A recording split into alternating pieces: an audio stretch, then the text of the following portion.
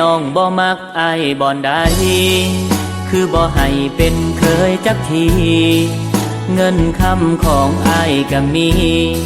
พอแต่ละทีมีแต่ลับตาสั่งมีหลายแนวที่แม่บ่มักอายถ้าเว้าไปอายคงบ่อยากฟังเว้าลดหนาบ่เป็นหยังดอกนางสิตั้งใจฟังและเปลี่ยนแปลงตัวเองอีแม่บ่มักอายขี่รถไว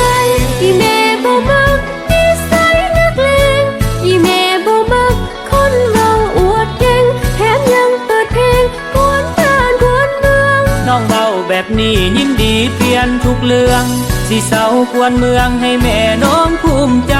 ขอบใจแม่เจ้าที่เว้าให้เปลี่ยนนิสัยย้อนหักเจ้าหมดใจอายจึงยอมทุกอย่างต่างในหูกระปดออกทำแม่ตัดผมแน่ปล่อยให้ยาวเฮ็ดหยังขอบใจน้องที่เตือนอายอีกครั้งขอบใจนางที่สั่งให้เป็นคนดี